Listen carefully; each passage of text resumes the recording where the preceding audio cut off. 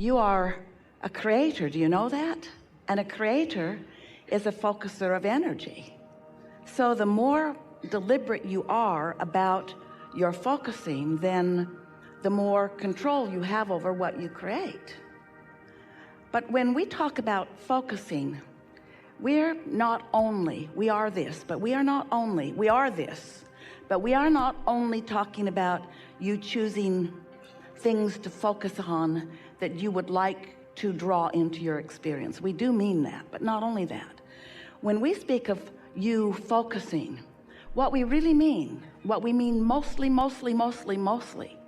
is you being so aware of how you feel that by paying attention to your emotions, your emotional guidance system, that you're able to focus yourself into your fullness before you focus. Does that make sense? In other words, it's sort of like plugging the vacuum cleaner in before you run it around the house. You could run it around the house, but if it's not plugged in, it's not really doing what you wanted it to do. And if you're running around the ship and you're not plugged into who you really are, then you're having a much more shallow experience, much less focused experience, an experience not what you intended when you decided to come into this physical body. You are source energy, and before you came into this body, you were source energy. And even though you're in this body, you still are source energy. But as humans, so often you get so fixated on the trappings of your physical world, and that's just fine. We love it too. But when you forget who you really are and you don't work to find that resonance with who you really are, and you become merely an observer of what's going on your planet, where some things you look at please you and some things you look at don't please you, but you, by your looking, by your thinking that you are supposed to just look everywhere and then work it out after that, rather than deciding how you want to feel and therefore that's where you look.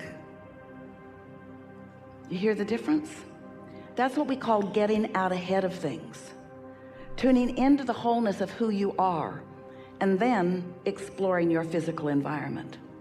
So during these days that we are together, we know that this will be an especially good opportunity for you to tune into who you really are. Not only because it's natural to you, and not only because you are surrounding yourself with other lovelies who make it easy, and not only because we will spend a significant amount of time together in this theater, and we will speak core vibrational things to you. In other words, what you hear from this platform will be 100% connecting you to who you are. That's the nature of what happens here. Even as you come with questions or issues or even problems that you want to discuss, still, the vibrational frequency of this arena is dominantly your inner beings who have come here with you, and of course, us. We are all here. In other words, this is our way of saying to you that the whole of you, the source of you, the real of you, the God of you, the good of you, the joyful of you is dominant in this room. It's who you are, which will make it easier for you to hear and understand and know and decide. You will be that too. Well, when you are in tune with who you are, then nothing that is unwanted is in the vibration. And when nothing that is not wanted, in other words, as long as it's not active within your vibration, then it cannot perpetuate in your experience.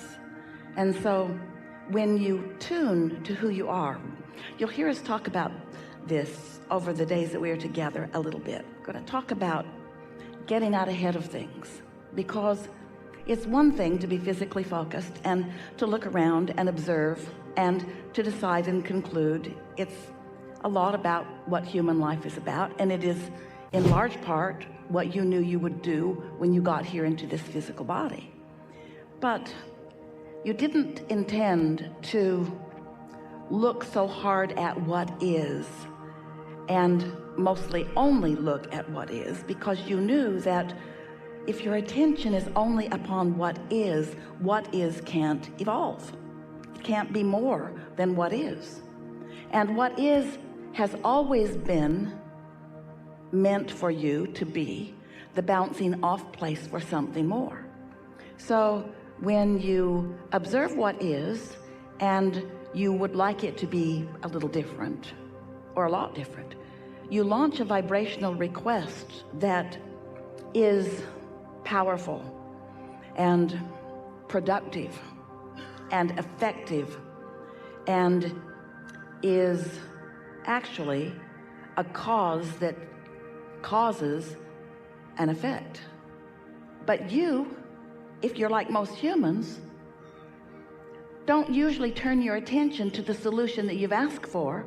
Instead, you justify why you want that solution, as you were yelling out to us, rather than relaxing in the knowing that the solution is underway and momentum for that solution is a sure thing. When you ask, it is given. The question is, are you going to be in the vibrational vicinity where what has been given to you, about you, on your behalf, for you? Are you in a position where you can be the receiver of what you've asked for that has been given?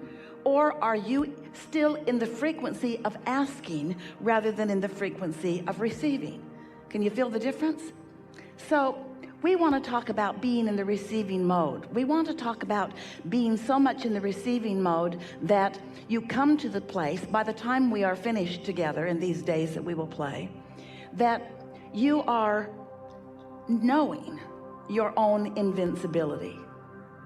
Now, we want to say to you that we want you to know that you can create anything that you desire. We want you to know that nothing is off limits, that universal forces, the energy that creates worlds, is flowing at your command. But you often do not line up with your own command. You ask for it, but you hold yourself differently than what you have asked for. So as we play together, it is our knowing that you will find yourself having lots of aha moments as we talk with different ones of you sitting here in the hot seat about the specifics of what you are living in your life experience. It is not a difficult thing conceptually to get it that you create your own reality. It's not hard to understand that you are an extension of source energy. And it isn't difficult to come to know in a relatively short amount of sentences or stories or examples that as you tune yourself and allow the frequency of who you are to rise to the vibrational equivalent of the non-physical you, that then there is a blending of you and you. And you witness that kind of blending in yourselves and in others all the time. You see it often in the athletes who are in the zone. You see it in the accomplished musicians or painters. You see it in yourself in flashes here and there.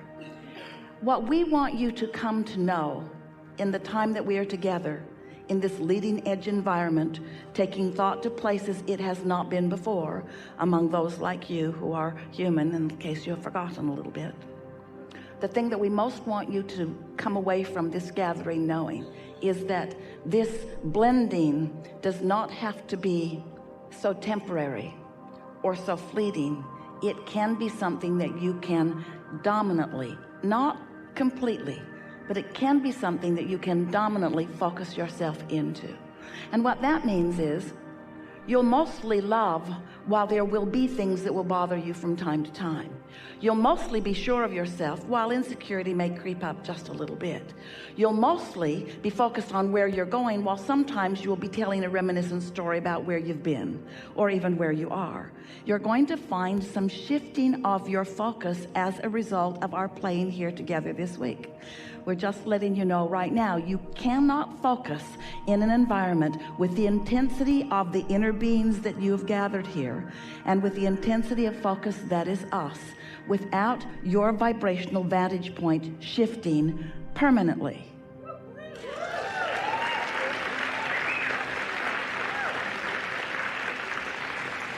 So what that really means to you in a very tactile sense is that you're going to feel your emotions in a stronger way than you have before. You're not going to be able to be focused out of sync with what you've become without really feeling it. You're giving your guidance system extra emphasis so that you're going to feel your emotions more. You will love more, and the thing that isn't loved so much will hurt you harder. Your clarity will make you swoon with thrills, and your confusion will irritate you more than it ever has. When you begin tuning into the wholeness of who you are, nothing less than that will do, because there is no regression. Now, what we want you to know is that you have been evolving much more than you know, and you have created a vibrational reality that is calling you forward.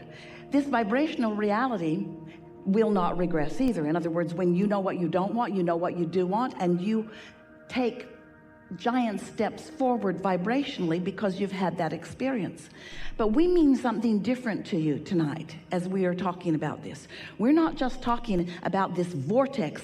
Your vortex is your vibrational reality. It's such a real thing. We wrote 2 books about it because we want so much for you to know that this vibrational reality exists. But we're not just talking about the existence of this vibrational reality when we say to you there is no regression. We're talking about you consciously joining with what's in that vibrational reality, and on a conscious level understanding and feeling and knowing things that you haven't understood or felt or known before. And what we're saying to you is you can never step back from that knowing without really knowing that you've stepped back from that knowing. Oh, it's so good when you become a conscious, deliberate creator.